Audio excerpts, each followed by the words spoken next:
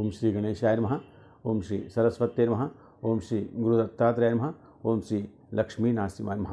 17 జనవరి 2026 శనివారము. పంచాంగం ప్రకారం స్వస్తి శ్రీ విశ్వవసునామ సంవత్సరము ఉత్తరాయణము పుష్యమాసము హేమంత ఋతువు. అయితే ఈరోజు సూర్యోదయము ఉదయం 6:33 సూర్యాస్తమయము 5:33.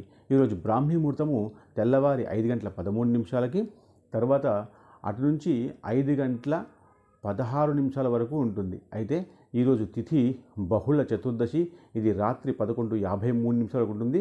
ఆ తర్వాత మీకు తిథి మారుతుంది. దాని తర్వాత వారము స్థిరవాసర, దాని తర్వాత నక్షత్రం ఇది మూల నక్షత్రము, ఇది ఉదయం 8:29 వరకు ఉంటుంది. దాని తర్వాత పూర్వాషాఢ నక్షత్రం వస్తుంది. ఆ తర్వాత యోగము ఇది వ్యాఖ్యాత యోగము, రాత్రి 10 గంటల వరకు ఉంటుంది. దాని తర్వాత మీకు హర్షణ యోగము వస్తుంది. ఆ తర్వాత కరణము ఇది భద్రకరణం ఉదయం 11 గంటల వరకు ఉంటుంది. దాని తర్వాత శకుని రాత్రి 11:53 వరకు ఉంటుంది. ఆ తర్వాత శుభ సమయము ఉదయం 10:16 నుంచి ఉదయం మధ్యాహ్నము 1:30 వరకు ఉంటుంది. దాని తర్వాత మీకు రాహుకాలము ఇది ఉదయం 9 నుంచి ఉదయం 10:30 వరకు ఉంటుంది. ఆ తర్వాత మీకు యమగండము మధ్యాహ్నం 1:30 నుంచి మధ్యాహ్నం 3 గంటల వరకు ఉంటుంది. అయితే దుర్ముహూర్తము ఉదయం 6:35 నుండి ఉదయం 8:04 వరకు ఉంటుంది. దాని తర్వాత మీకు వర్జం వస్తుంది. ఇది ఉదయం 6:43 నుంచి ఉదయం 8:29 వరకు. దాని తర్వాత అమృత ఘడియలు ఈ తెల్లవారి 5:20 లగాయత్తు అంటారు.